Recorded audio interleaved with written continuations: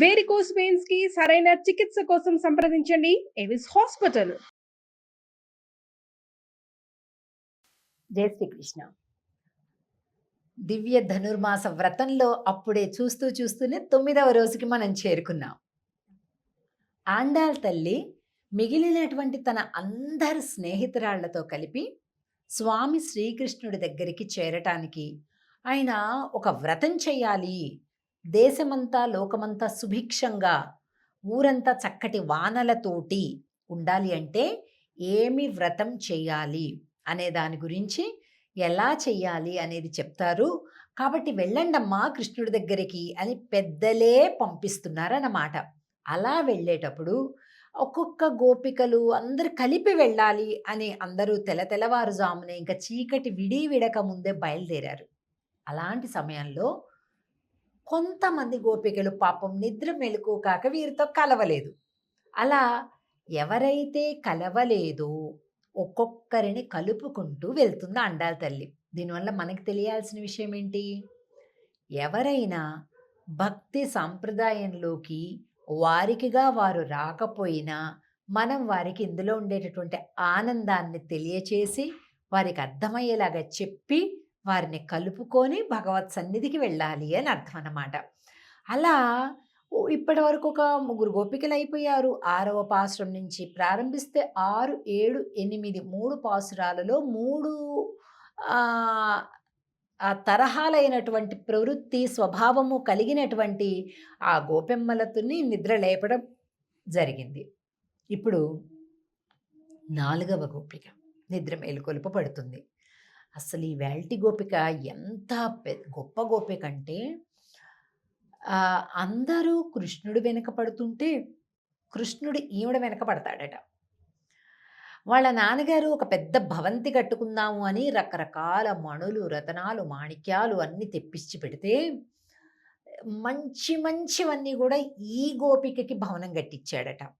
కొద్దిగా అటు ఇటు విరిగిపోయినాయి, చెరిగిపోయినాయి, పెద్ద కాంతి లేనివి అవన్నీ తను కట్టించుకున్నాడట. అంత ఇష్టం అంట ఈ గోపిక అంటే కృష్ణుడికి.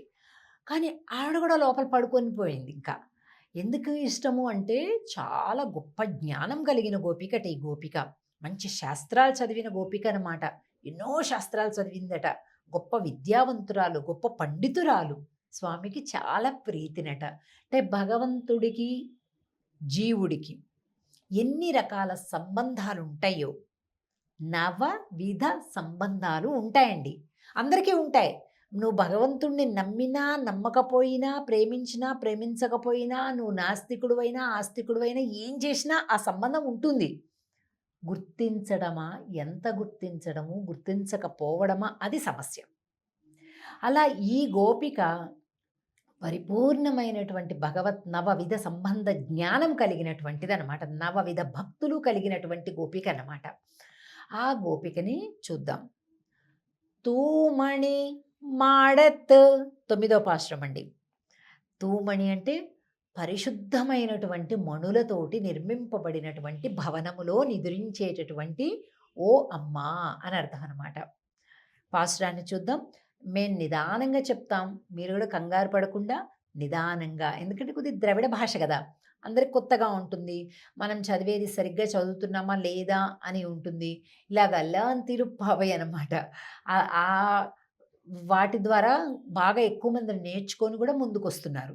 సో ఇంకా ఇక్కడ కూడా మనం నిదానంగా చెప్పుకొని చూసుకుంటూ చదువుదాం. తూమణి మాడత్ சுத்தும் விளக்கெரியா தூபம் கமழ துயிலனை மேல் கண்வளரும் மாமான் மகளே மணிக்கதவம் தாழ் திரவாய் மாமீர் அவளை எழுப்பீரோ உன்மகள்தான் ஊமையோ அன்றிச் చెవిడో అనందలో ஏமப்பெருந்துயில் மந்திரப்பட்டாளோ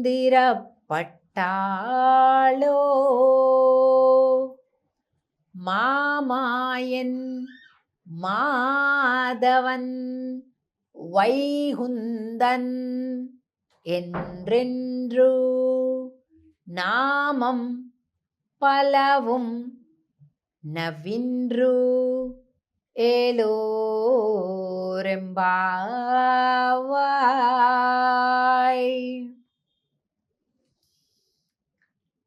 ఈ గోపిక యొక్క ఇల్లు పరిశుద్ధమైనటువంటి మణులతోటి కట్టింది. మనం సిమెంటు ఇసుక కదండి వాటితో కూడా కట్టుకుంటాం, ఇటుకలు వీటితో కట్టుకుంటాం. కానీ ఈ గోపిక ఇల్లు ఎలా ఉందట?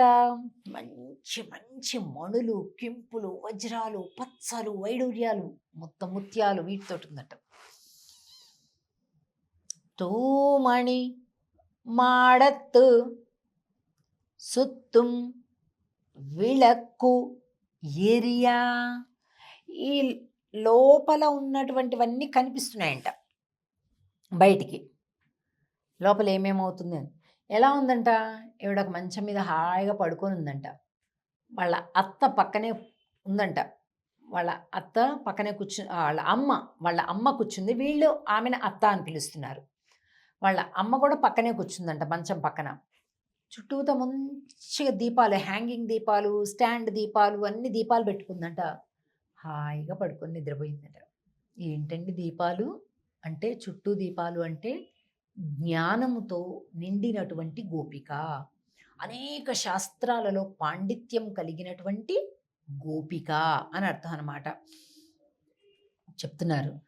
మంచిగా ధూపం అంట, మంచి పరిమళాలు వెదజల్లేటటువంటి ధూపం. అంటే ఏంటి? దీపము ధూపము రెండు ఉన్నాయి అంటే శాస్త్రజ్ఞానము ఉంది, అలాగే భక్తి ఉంది.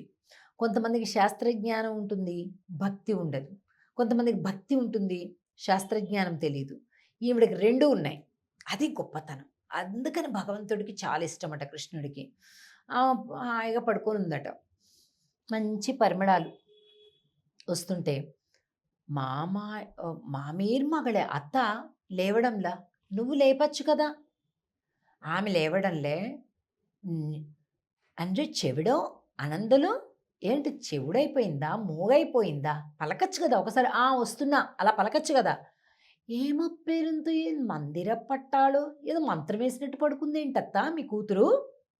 మామాయన్ మాధవన్ వైకుందన్. మాధవ వైకుంద అని మేమందరం కీర్తిస్తున్నాం అత్త.